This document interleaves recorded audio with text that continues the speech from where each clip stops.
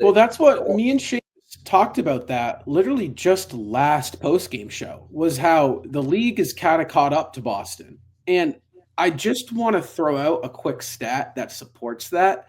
Here, the Celtics are now 6-4 in December. That is, I don't know where that ranks within the league. I would guess right around the middle of the pack. They are shooting 44.2% from the floor this month. That ranks 25th in the NBA. They are now shooting 33.5% from behind the arc. That is good for 23rd in the NBA. Obviously, those stats via Sean Grandy. Shout out to Sean Grandy on Twitter or X. Seamus, I mean, the Celtics here, I get rough stretches happen, and I'm not pressing the panic button, but it feels like the once dominant core that we're seeing is starting to maybe, just maybe, reach the median. And, the rest of the field might have caught up to these guys. Yeah, I don't want to say that's entirely happened from the standpoint of the Celtics are still the best team in the NBA, but those shooting numbers certainly don't indicate anything good right Right. now when you're ranking in the bottom 10 for field goal percentage and three-point percentage because that's not only missed shots. Oh, we're just missing shots in the month of December. But what if we miss shots in April? What if we miss shots in March? That's going to be a real big issue, and it's really about how we're creating those shots and how we're playing offensively overall. Because right now, I think the Celtics are really just going through the motions overall on this team. You look at this game tonight, it felt like the Magic wanted this game. And it felt like the Celtics, on the other hand, we had Jalen Brown out there just pushing the button the whole time. But it felt like the rest of the Celtics team was just kind of out there. And yes, we had a couple of nice performances from guys like Derek White and Drew Holiday. And we'll get into that later tonight. But overall, it just feels like the rest of the Celtics are going through the motions of playing basketball instead of playing as a complete unit. We said against the Washington Wizards, the Celtics, they look like a unit, whereas the Wizards look like a collection of guys. Yet, now against these better teams like the Bulls, like the Magic, the Celtics are, yes, going back towards the median of looking less like a unit and more like a collection of guys like we saw from the Washington Wizards. Now, it's not that dire, and we're not the 3-20 Washington Wizards by any means, don't get me wrong, but the Celtics in December so far, they just haven't been crisp. They haven't been on point. And we've seen games like the Chicago game where we expect that from them almost every single night. 25-point win. They should really breeze past some of their opponents. Yet we cannot get that consistently out of this team this year. And we're still 22-7. So there's not a ton to be concerned about from that standpoint, considering the Celtics are still up in the standings. They're still in a battle for the number one seed, and they're going to be in a battle for the number one seed for the rest of the season. But you cannot go 6-4 in your last 10 games and continuously play at nearly a 500 level if you really expect to be there at the end of the season. The Celtics have all the talent. We saw this team last year do what they did, dominate the rest of the league. And it feels like we're almost waiting to see that happen this year when we're almost to Christmas and it's been up and down, like some of the players on the roster this year. It's been like that with the entire team. I'm confused here. Because this was supposed to be a team in a year in which we saw progression from this unit. This was supposed to be a better Celtics team. I understand that it's the same core, but there should be no reason for regression. All of our best players are getting better. Why haven't we seen that? I mean, the Celtics here are closer to, and again, you were really nitpicking here, but again, this is worth noting. They are closer to the third seed than they are to the first seed for the first time in over 2 years, which, for again, just wild stat. But I mean, I'm confused. Why is it that it? I mean, to me, again, we're 29 games in.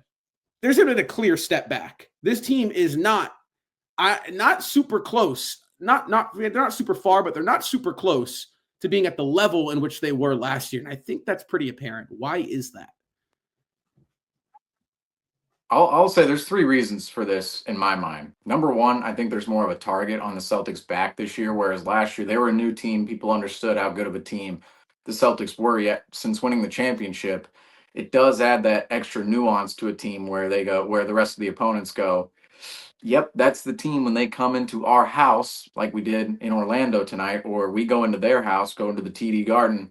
we want to go and knock them off. It's almost like the Warriors back in their day, where it Right. felt like every single game against the Warriors, no matter what level of team they were facing, that was the biggest game of the season for that team. And that's what it's starting to feel like for some of these other teams with the Boston Celtics. And you can even hear it if you ever watch the away broadcast. That's how the away broadcasters treat the Boston Celtics. They go, "This is a different unit. This is a different team. This is a different animal coming into our house or going into their house tonight. And this is a big game." So there's that, number one. Number two, I think we've seen more inconsistency in personnel this year than we did last year. And maybe there's some more numbers to back this up, but Kristaps Porzingis was out the first 17 games of the Right. season. I believe tonight was only his 10th game of the year. And even with that being said, he is sitting on back-to-back nights, so he's not around every single night. Al Horford is not around every single night. Both of those guys did play tonight. Jason Tatum is randomly missing games all of a sudden that we don't necessarily expect him to miss. He's usually a very durable player. Now, tonight, did he have an illness? Was it precautionary? What was going on there? We don't really know. He was ruled out 10 minutes before tip. Makes me think that maybe he had a little bit of a stomach bug, maybe he had some sinus congestion. Who even knows? Jason Tatum just sat out. And of course, they want to see him play on Christmas. The NBA and their broadcasters want to see Jason Tatum play against Joel Embiid on Christmas. So they want those guys healthy. Maybe there's some of that precautionary stuff within. Emphasis on Joel Embiid. Sorry. Yeah. Sorry. Because the Celtics and the Sixers, they didn't put them on the prime time slot. You could say the prime time slot's the later slot, the 7 p.m. slot, the 6 p.m. slot, but they did put them in that mid-afternoon, which you could consider prime time on Christmas because everybody's at the Christmas dinner table together with their family. Well, their basketball game's on. Oh, who's it? Oh, Celtics Sixers. They want Tatum and Embiid healthy for those games. But Tatum, he has missed a couple of games here in December where we typically expect him to play every game, and we become accustomed to Jason Tatum playing almost every single game. And when he misses a night, we're almost looking around going, "Uh-oh, what's going to happen? What?"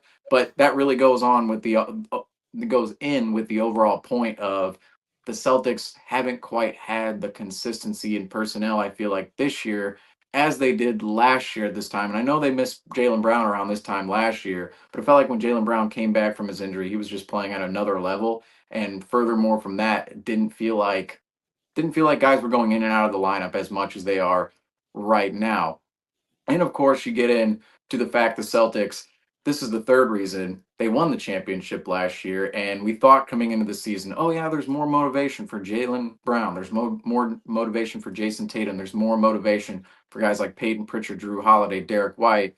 Some of them being a little bit disrespected in terms of the historical conversation of championship teams. Oh, the Celtics, yeah, they had an easy road. Ah, they had a super team. Blah, blah, blah, blah, blah, blah, blah. Well, the Olympics happen, and that, of course, adds another element to Jaylen Brown and Jason Tatum because Jaylen Brown isn't at the Olympics and Jason Tatum's sitting on the bench at the Olympics. And we thought, on top of that, with the championship disrespect, this team was going to come in with more motivation. Seemed like that early on in the preseason and against the Knicks, but as we've gone along into the season, into November, into December, these aren't necessarily the dog days of the NBA, but we are almost 30 games in. Right. Close. We are almost 30 games in right now. And it does feel like this team, there was this peak, there was this mountain of hype behind them where they won the championship, were disrespected at the Olympics, were disrespected over the offseason, we're coming into the season, we're blowing everybody out. Here we go. And now they've sort of achieved that in the early portion of the season to some sense. Now it's almost like we're waiting for the next mountain peak of, oh, we're going into the playoffs. We're going running down the hill into All-Star break or outside of All-Star break, the last 25 games of the season. It feels like the Celtics are almost waiting for that moment now and waiting for the playoffs to come around. And I don't want to say that's necessarily exactly what they're doing, but mentally, these games in December are not as big as coming back into the season, going and playing in the playoffs, playing in the finals, playing in the Olympics. It's not as much of a hype show right now as it was during those portions of the year. And I almost feel like that could be affecting the Celtics team in a sense where they go, yep, we've been through this a million times already. We're playing in November. We're playing in December. The NBA Cup isn't here anymore. We're playing regular season games. And it does really seem like the Celtics are just going through the motions right now. They're just going through the motions on court. Yeah. Specifically on the offensive end of the floor where the team just does not seem as collective as they were last season in doing all the things in which they needed to do at a crisp level, even defensively too. I thought some of the rotations tonight, yes, we held the Magic to 108, and I feel like this was a defensive battle between these two teams, and it was a physical battle. Don't get me wrong, the Celtics brought their physicality, but it felt like in the second half, just felt like the Orlando Magic were the quicker team, the more energetic team, and I felt like that came out really defensively from the Magic's perspective, flustering the Celtics, and the Celtics really in the second half they struggled to create stops against the Orlando Magic, because you think the Orlando Magic had what, 50, how many points did they have at halftime? 50, 43. 40, it's 43. We had 58 at halftime, the Celtics did. Orlando had 43. They end up with 108. So in the second half, you can just see there that's a pretty big margin in which they fill up in the second half compared to the first half, when it feels like the Celtics are really getting after it, versus the second half. Yeah, the Orlando Magic, they hang what, 65 on the Celtics, I want to say. Yeah, 65 Yep. after 43. So that's a 22-point discrepancy between those two halves. And the Celtics, it doesn't look all that great right now, but that being said, it's December. We still have a lot of faith in this team. There's still a lot of opportunity in front of them, and we're not completely ringing the alarm bells here, but we are just showing a little bit of concern because we're not used to this. Oh, we lose to the Bulls. Oh, we blew out the Bulls. Here we go. Here come the Celtics. And then tonight happens. That's not what we're used to with the Celtics team whatsoever.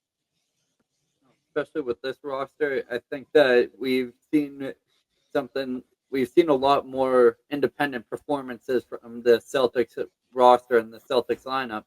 People will decide to have their own nights, and it doesn't seem like the killer whale. What's the word?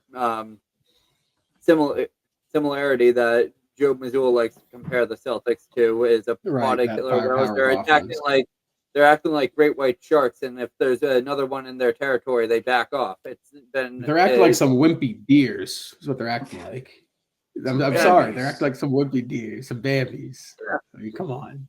Yeah, they're just not seeing the court as well as they used to. And I mean, we think that the Celtics don't care about the NBA Cup, and they should be trying to win that since they didn't win it last year. And being able to put your shoulders back is not something that the Celtics should be doing right now. I mean, for me, something I don't want to do this season that I think Celtics Nation, Celtics media have fell victim to in years past. Two things. One, overreact to losses. However, I think there is this stigma going around right now within the Celtics sphere that every time they lose a game, it's like, so what? We won the championship.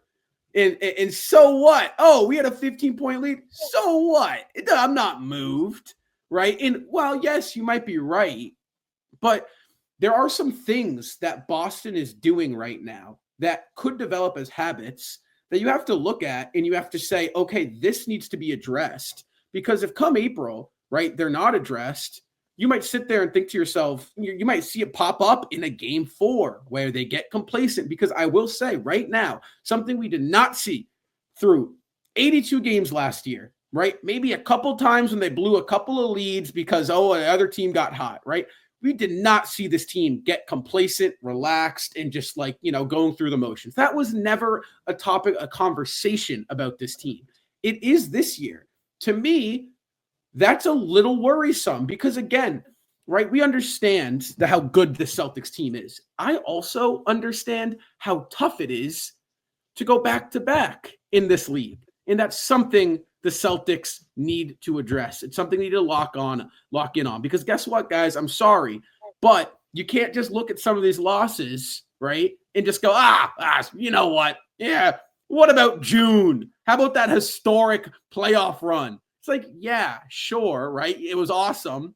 It was great, but that doesn't matter anymore. It doesn't. It does not matter anymore. And these guys in the locker room need to know that.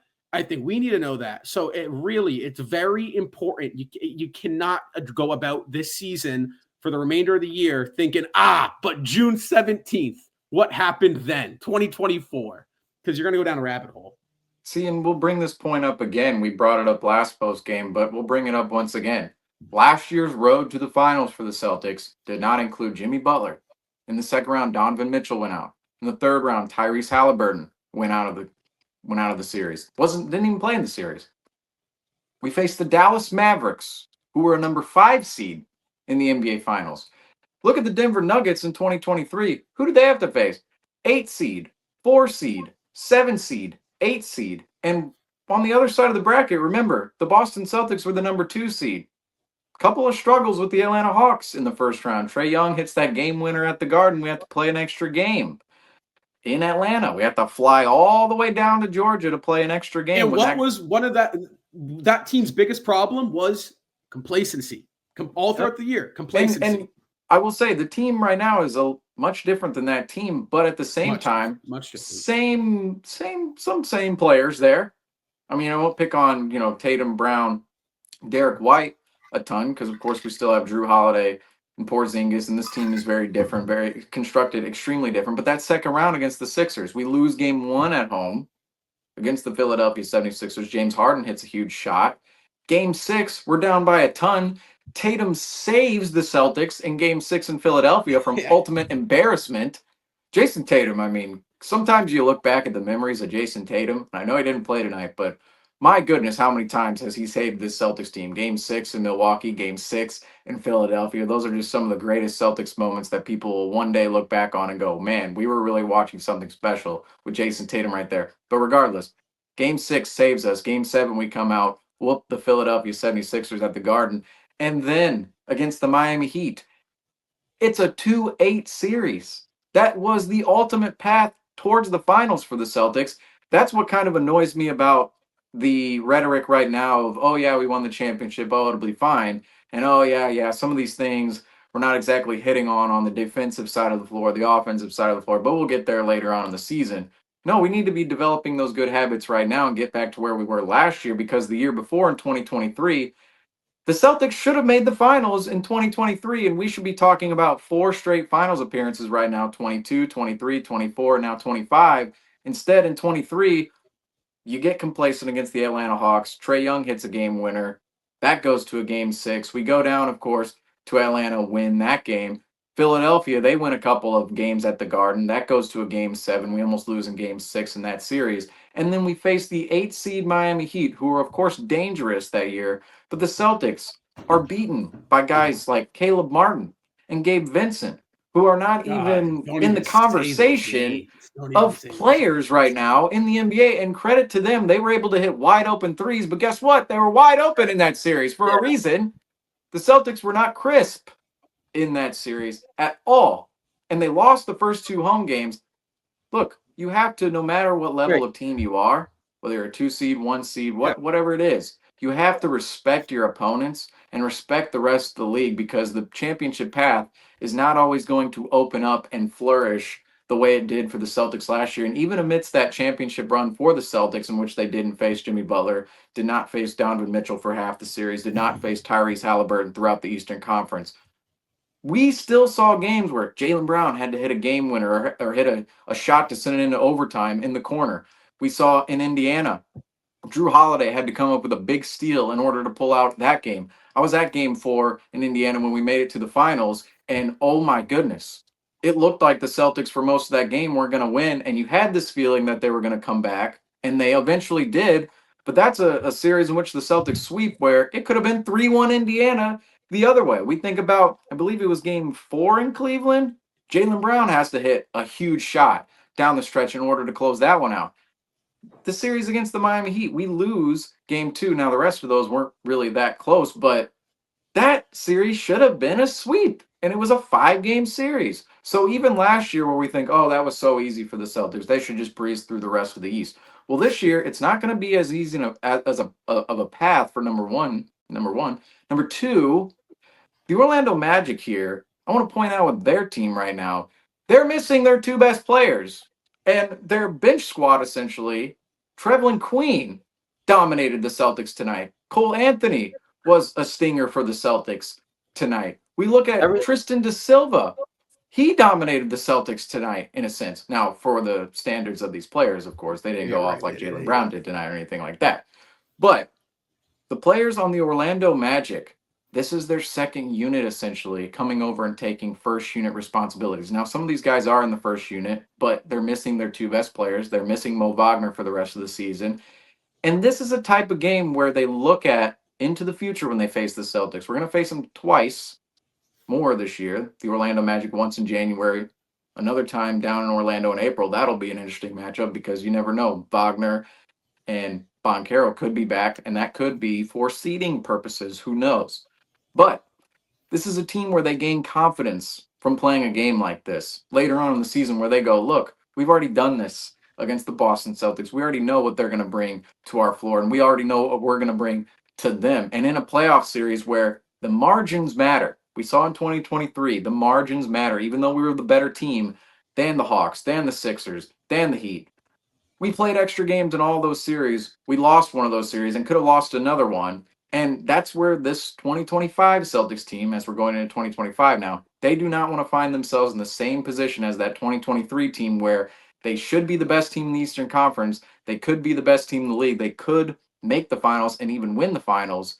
But because of the little margins they're not hitting at, they're not quite at that level. Last year, we blew past those margins because that team was motivated. Holiday, Porzingis, Tatum, Brown, Peyton Pritchard, Derek White.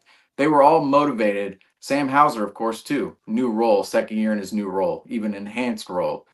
They were all motivated to go out and capture their first ring. Well, they've captured that first ring. They got to now muster up the motivation and the wherewithal to understand that that first ring came. That was awesome, but you're right, Rob. That moment is over. We're on to the next season, and this could be no different than 2023 when that team just couldn't quite hit at the margins the way that they did, and they fell apart in the end. We do not want to see that happen with this team. And I don't want to sound the alarm bells right now in a random December game, but this isn't a random December game. This is a December game in which they should win against the Orlando Magic without their two best players, regardless of what the Magic have been doing. Right. We're speaking hypotheticals here.